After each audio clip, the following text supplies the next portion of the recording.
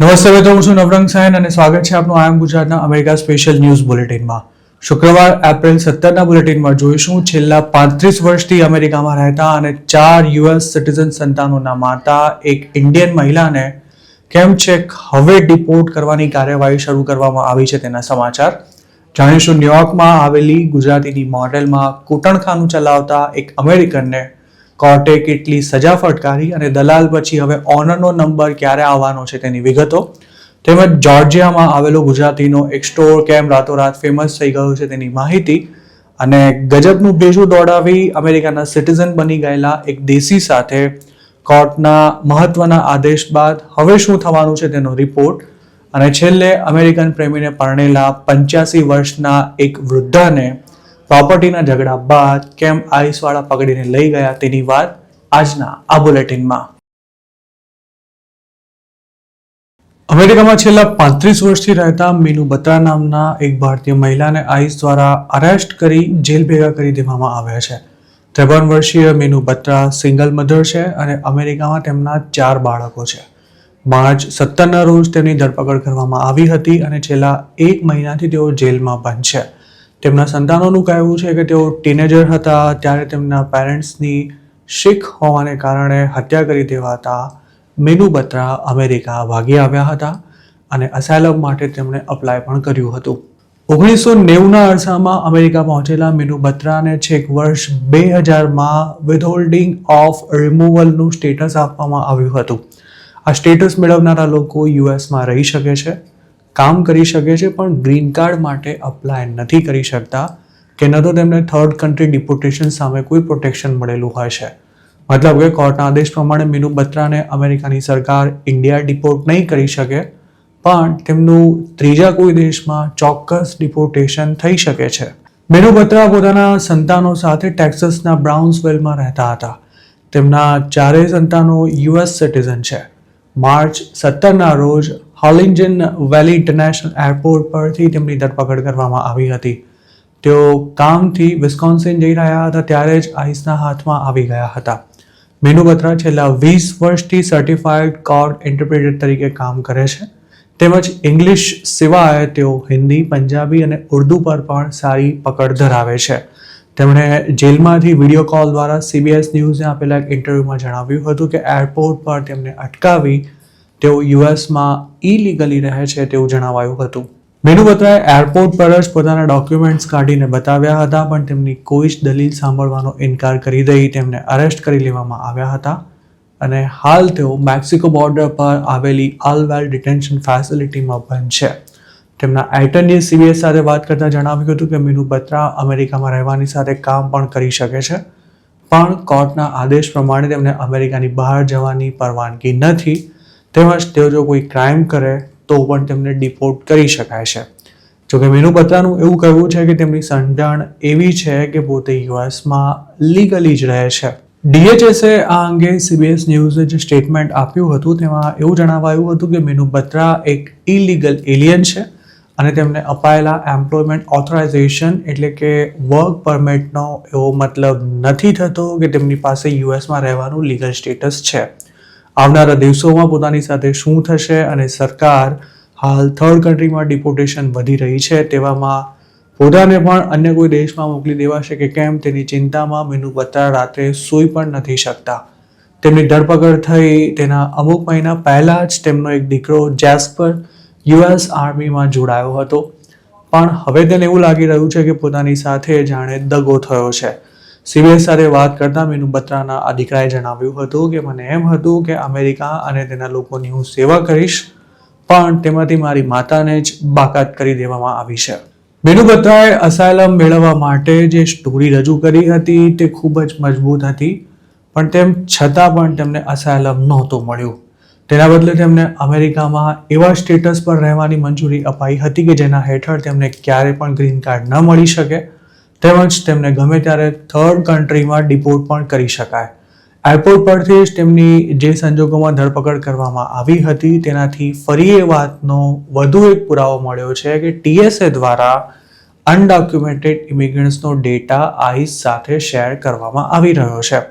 મીનુ બત્રા કામકાજ અર્થે સમગ્ર અમેરિકામાં ટ્રાવેલ કરતા જ હતા, અને તેમની કોઈ ક્રિમિનલ હિસ્ટ્રી ન હોવા છતાં પણ વિથહોલ્ડિંગ ઓફ રિમૂવલનું સ્ટેટસ હોવાથી તેમને માર્ચ મહિનામાં એરપોર્ટ પરથી અરેસ્ટ કરી લેવાયા હતા. હાલ જેલમાં બંધ આ મહિલા ખુદ ખૂબ જ સારું ઇંગ્લિશ જાણે છે. કોર્ટ્સમાં ઇન્ટરપ્રિટર તરીકે કામ પણ કરી ચૂક્યા છે અને તેમના 4 સંતાનો અમેરિકામાં જન્મ્યા હોવા છતાં પણ તેમને ઇલીગલ ઇમિગ્રન્ટ ગણાવી ડિપોર્ટેશનની કાર્યવાહી શરૂ કરવામાં આવી છે. તેના કારણે તેમને છેલ્લા 1 મહિનાથી બોન્ડ પણ નથી મળી શક્યો, જે દર્શાવે છે કે સંતાનો યુએસ સિટીઝન હોય તો પણ તેમના અનડોક્યુમેન્ટેડ પેરેન્ટ્સ માટે હવે અમેરિકામાં રહેવું ખૂબ જ મુશ્કેલ છે. ન્યુયોર્કમાં વર્ષોથી પોતાની મોટેલ ચલાવતા એક ગુજરાતી ફેમિલીની પ્રોપર્ટીમાં જ કૂટણખાનું ચલાવતા એક અમેરિકનને કોર્ટ દ્વારા 22 વર્ષની જેલની સજા ફટકારવામાં આવી છે. આ કેસમાં લોંગ આઇલેન્ડમાં સેવિલ મોટેલ લોજ નામની મોટેલ ચલાવતા નરેન્દ્ર દાદરવાલા ઉર્ફે પા અને તેમના પત્ની શારદાબેન દાદરવાલા ઉર્ફે મા અને અશોક પટેલ નામના એક ગુજરાતી પણ ગુનો કબૂલ કરી ચૂક્યા છે, પણ હજુ સુધી તેમને સજાનું એલાન નથી કરાયું. મિસ્ટર એન્ડ મિસિસ દાદરવાલા સાથે તેમનો દીકરો જીગર દાદરવાલા ઉર્ફે કોબ્રા પણ આ કેસમાં આરોપી છે, જેની સામે હજુ ટ્રાયલ પણ શરૂ નથી થઈ. આ મામલામાં માઇકલ જોન્સન ઉર્ફે વાઇસ નામના એક અમેરિકનને 22 વર્ષની જેલની સજા ફટકારવામાં આવી છે.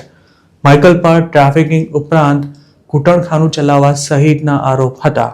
ઓક્ટોબર 2025માં જ્યુરીએ માઇકલને કસૂરવાર ઠેરવ્યો હતો. કોર્ટમાં કરાયેલી રજૂઆતો અનુસાર નરેન્દ્ર દાદરવાલાની ફેમિલી જે મોટેલ ચલાવતી હતી તેમાં માઇકલ અલગ અલગ સ્ટેટ્સમાંથી છોકરીઓ લાવતો હતો. તેમને આ મોટેલના રૂમ્સમાં ગોંધી રાખવામાં આવતી હતી અને બળજબરીપૂર્વક કે પછી નશીલા પદાર્થો આપી તેમની પાસેથી દેહ વેપાર કરાવાતો હતો.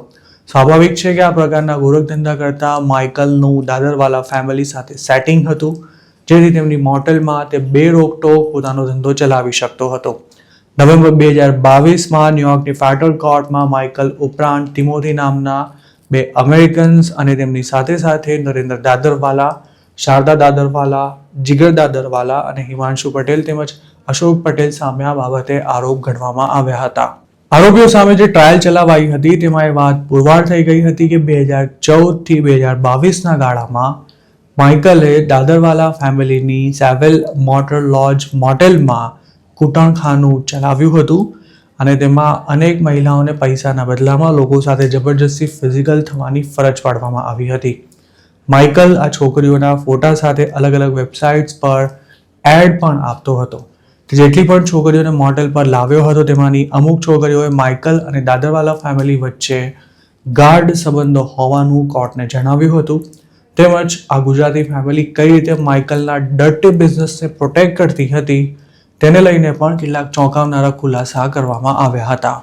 આ કેસમાં એપ્રિલ 2025માં નરેન્દ્ર દાદરવાલા અને તેની પત્ની શારદા દાદરવાલાએ ટ્રાફિકિંગ કોન્સ્પિરસીનો ગુનો કબૂલ કરી લીધો હતો. ત્યારબાદ મોટેલમાં કામ કરી ચૂકેલા અશોક પટેલે પણ સપ્ટેમ્બર 2025માં ગુનાની કબૂલાત કરી હતી. આવનારા દિવસોમાં તેમને પણ સજાનું એલાન કરવામાં આવે તેવી શક્યતા છે. જોકે તેની તારીખ હજુ સુધી નક્કી થઈ છે કે કેમ તે નથી જાણી શકાયું. ઓક્ટોબર 2023માં દાદરવાલા ફેમિલીની મોટેલને અમેરિકાની સરકારે સીઝ કરી લીધી હતી અને ત્યારબાદ તેનું $2 મિલિયન વેચાણ પણ કરી દેવાયું હતું. આ પ્રોપર્ટીની જે કિંમત ઉપજી હતી તેનો એક હિસ્સો સરકારે પોતાની પાસે રાખ્યો છે અને તેમાંથી વિક્ટિમ્સને વળતર ચૂકવવામાં આવશે. ન્યુયોર્કમાં આ બદનામ મોટેલ ચલાવતા નરેન્દ્ર દાદરવાલાની ઉંમર 79 વર્ષ છે, જ્યારે તેમના પત્ની 72 વર્ષના છે. જોકે હવે તેમને આ ઉંમરે પણ કદાચ જેલમાં જવું પડે તેવી શક્યતા છે અને જે તે સમયે તેમને પગમાં GPS ટ્રેકર પણ પહેરાવવામાં આવ્યા હતા.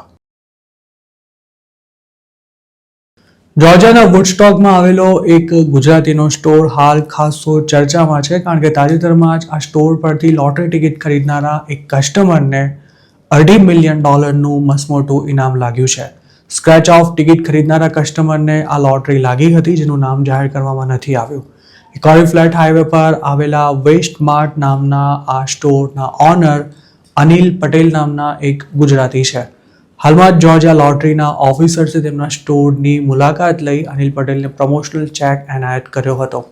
અનિલ પટેલના સ્ટોરમાં હાલ જેનું સેલિબ્રેશન થઈ રહ્યું છે તે લોટરી જીતનારા કસ્ટમરે ગયા મહિનાની 16 તારીખના રોજ ઇનામ પર દાવો કરી લીધો હતો. જોકે જોર્જિયાના કાયદા અનુસાર $2.5 લાખથી વધુની લોટરીનો વિનર પોતાની ઓળખ છુપાવવાની છૂટ ધરાવે છે, જેથી અનિલ પટેલને ત્યાંથી લોટરી ખરીદનારો કોણ છે તે સામે નથી આવ્યું. વિનર ટિકિટ વેચનારા સ્ટોરને પણ બોનસ આપવામાં આવતું હોય છે. જોર્જિયામાં જો કોઈ વ્યક્તિ લાખો ડોલરની એટલે કે મોટી રકમની લોટરી જીતે તો ટિકિટ સેલરને $10,000 જેટલું ફિક્સ બોનસ મળતું હોય છે.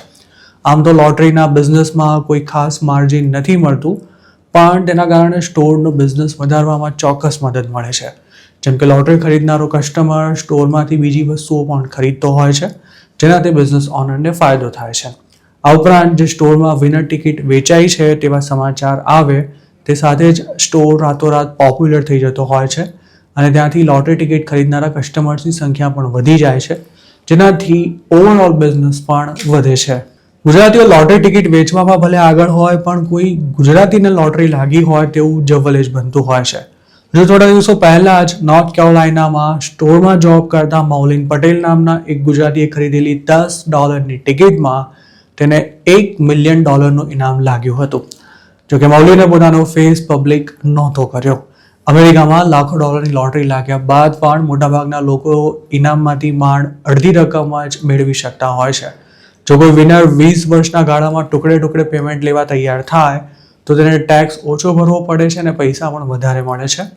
પણ મોટાભાગના વિનર્સ લમસમનો ઓપ્શન લઈ એક સાથે જ બધા પૈસા મેળવી લેતા હોય છે, જેના પર તેમને જંગી ટેક્સ ભરવો પડે છે તેમજ ઇનામની રકમ પણ ઘટી જાય છે. મૌલિનના જ કેસની વાત કરીએ તો $1 મિલિયન લોટરી જીત્યો હોવા છતાં પણ તેને માત્ર $4.32 લાખ જ મળ્યા હતા. વર્ષોથી અમેરિકામાં રહેતા એક દેશીની US સિટીઝનશિપ છીનવી લેવામાં આવી છે. ગુરદેવસિંહ સોહાલ ઉર્ફે દેવસિંહ નામના આ શખ્સને 2005માં સિટીઝનશિપ આપવામાં આવી હતી, પણ નવાઈની વાત એ છે કે 94માં જ તેને ડિપોર્ટ કરી દેવાનો ઓર્ડર ઇસ્યુ થઈ ચૂક્યો હતો.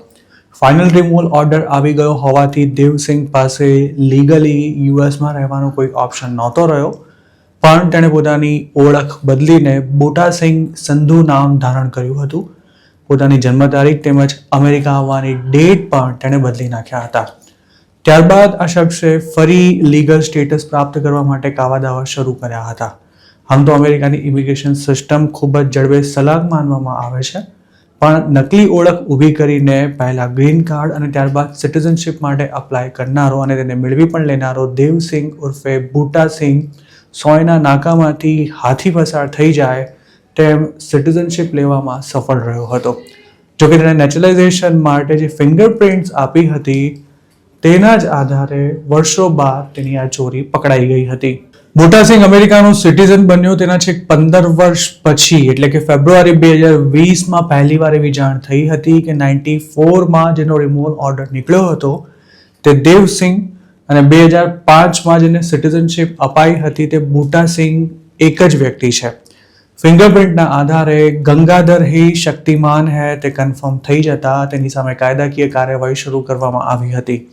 અમેરિકાના ઇમિગ્રેશન લો અનુસાર સિટીઝનશિપ લેતી વખતે ખોટી માહિતી આપવી કે પછી કોઈ બાબત પર ઢાંક પીછોડો કરવો ગંભીર ગુનો છે અને આવા શખ્સને અપાયેલી સિટીઝનશિપ પાછી ખેંચવામાં આવી શકે છે. બુટાસિંહ સાથે પણ આ જ થયું હતું અને સિટીઝનશિપ મળ્યાના 22 વર્ષ બાદ એપ્રિલ 13ના રોજ તેને ઇલીગલી સિટીઝનશિપ મેળવવાના ગુનામાં કસૂરવાર ઠેરવવામાં આવ્યો હતો. દેવસિંહ ઉર્ફે બુટાસિંહ સામે ગયા વર્ષે સપ્ટેમ્બર 24ના રોજ ડિપાર્ટમેન્ટ ઓફ જસ્ટિસ દ્વારા સિવિલ ડિનેચરલાઇઝેશન કમ્પ્લેન્ટ ફાઇલ કરવામાં આવી હતી. આ ભેજા બાદ અમેરિકા ક્યારે અને કઈ રીતે ગયો હતો તેમજ 1994માં ડિપોર્ટેશન ઓર્ડર ઇસ્યુ થઈ ગયા બાદ તેણે કઈ રીતે લીગલ સ્ટેટસ મેળવ્યું હતું તેની જસ્ટિસ ડિપાર્ટમેન્ટ દ્વારા કોઈ ચોખવટ કરવામાં નથી આવી. અમેરિકામાં કોઈ સ્ટેટસ વિના રહેતા લોકો મેરેજ દ્વારા અસાયલમનો કેસ કરીને કે પછી યુ વિઝા મારફતે લીગલ થઈ શકે છે અને આ ત્રણેયમાં વર્ષોથી ભરપૂર ગોલમાલ ચાલતી આવી છે. પણ હવે ફેક સ્ટોરી રજૂ કરીને અસાયલમ માંગતા લોકોને ઘર ભેગા કરાઈ રહ્યા હોવાથી ફેક મેરેજ અને ફેક રોબરીના ખેલ હજુ પણ ચાલુ જ છે. પણ છેલ્લા કેટલાક વર્ષોમાં તેના માટે હજારો ડોલર ખર્ચનારા ઘણા ગુજરાતીઓ પણ ફસાયા છે. બુટાસિંહની માફક જ ગુરમીતસિંહ નામના બીજા એક પંજાબીની સિટીઝનશિપ પાછી ખેંચી લેવા માટે ફેબ્રુઆરી 2026માં જ કાર્યવાહી શરૂ કરાઈ હતી. ગુરમીત 2011માં સિટીઝન બન્યો હતો, પણ તે પહેલા તેણે પોતાની સામે નોંધાયેલા દુષ્કર્મના ગુનાની વિગતો છુપાવી હતી. મે 2014માં ગુરમીતને આ કેસમાં 20 વર્ષની જેલની સજા ફટકારવામાં આવી હતી. આ દેશી ન્યુયોર્કમાં ટેક્સી ચલાવતો હતો અને તેણે એક ફિમેલ પેસેન્જર પર જ દુષ્કર્મ આચર્યું હતું.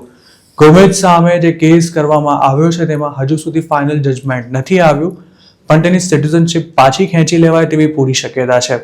જોકે જે અમેરિકાના સિટીઝન બની ઇન્ડિયાની સિટીઝનશીપ સરેન્ડર કરી ચૂક્યા હોય તેવા લોકોને ડિપોર્ટ કરવા મુશ્કેલ રહે છે, કારણ કે તેઓ ઓન પેપર ઇન્ડિયાના સિટીઝન ન હોવાથી ઇન્ડિયન ગવર્મેન્ટ તેમને સ્વીકારવા માટે બંધાયેલી નથી. અમેરિકામાં પ્રોપર્ટી બાબતે થયેલા ઝઘડામાં ગ્રીન કાર્ડની રાહ જોઈ રહેલા એક વૃદ્ધાને ડિપોર્ટ થવાનો વારો આવ્યો છે. એલાબામાના આ કેસમાં 85 વર્ષના એક વૃદ્ધાને આઈસ દ્વારા પકડીને જેલ ભેગા કરી દેવાયા છે. તેમનો વાંક માત્ર એટલો હતો કે તેમણે પોતાના અમેરિકન પ્રેમી સાથે લગ્ન કર્યા હતા અને હવે તેમનો પ્રેમી આ દુનિયામાં હયાત નથી.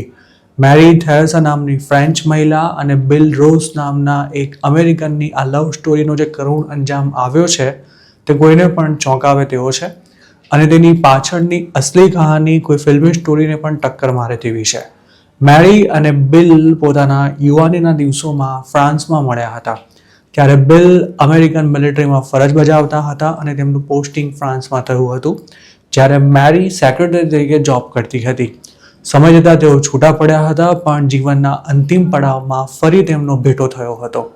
તે વખતે બંને પોતાના જીવનસાથી ગુમાવી ચૂક્યા હતા અને તેમણે 2025માં જ લગ્ન કરવાનું નક્કી કર્યું હતું. તેમનો પ્રેમ એટલો મજબૂત હતો કે મેરી 85 વર્ષની ઉંમરે ફ્રાન્સ છોડીને અમેરિકા સેટલ થઈ જવા માટે તૈયાર થઈ હતી.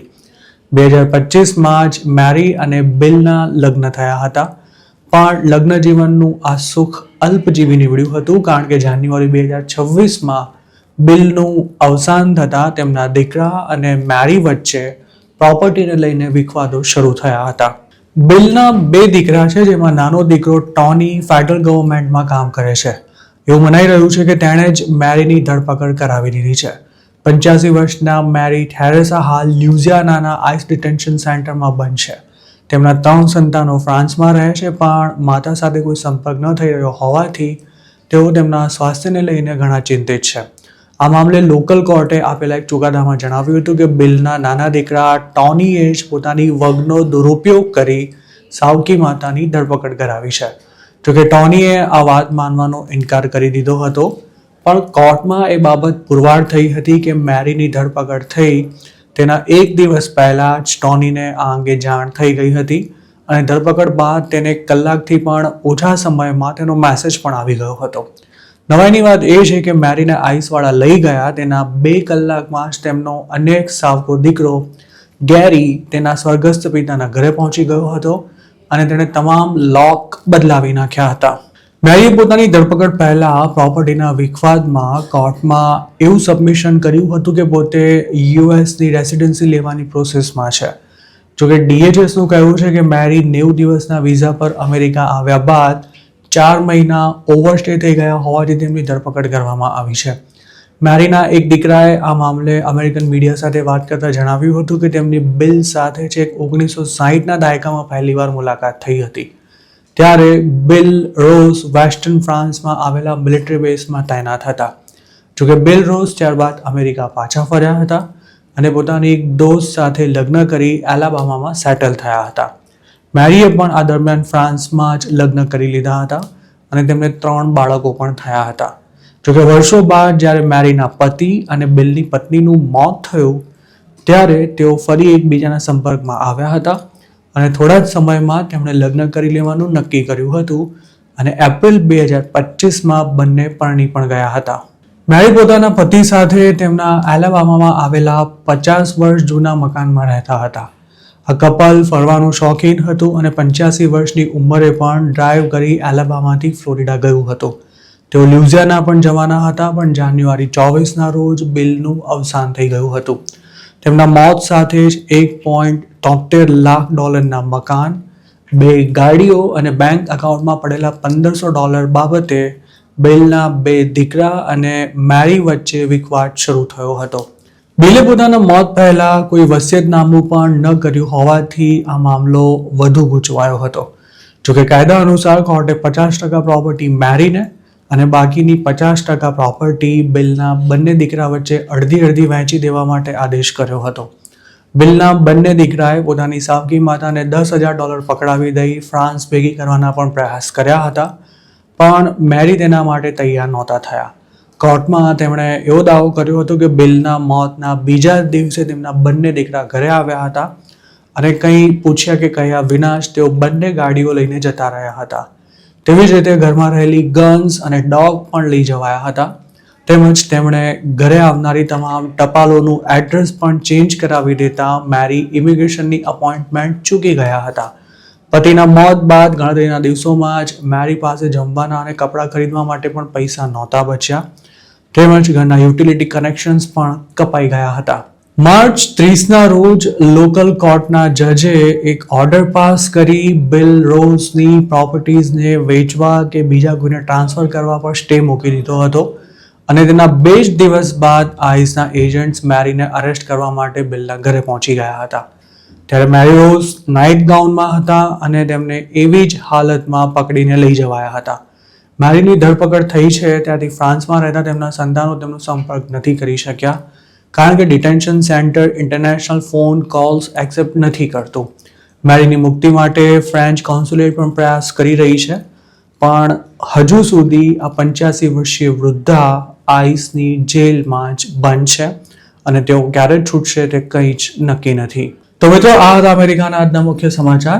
આપને જો મારી રજૂઆત પસંદ આવ્યો હોય તો આ વિડીયોને લાઇક અને શેર કરવાનું તેમજ આઈ એમ ગુજરાતની યુટ્યુબ ચેનલને સબસ્ક્રાઇબ કરવાનું ભૂલશો નહીં, કારણ કે આ ચેનલ પર આપને મળશે અમેરિકામાં રહેતા ગુજરાતીઓ માટેના તમામ મહત્વના સમાચાર અને તે પણ આપની પોતાની ભાષામાં. આપ જો મારી સાથે કોઈ ટિપ શેર કરવા માંગતા હો તો હાલ સ્ક્રીન પર દેખાઈ રહેલા વોટ્સએપ નંબર પર પણ અમારો સંપર્ક કરી શકો છો. આપની ઓળખ ગુપ્ત રાખવામાં આવશે.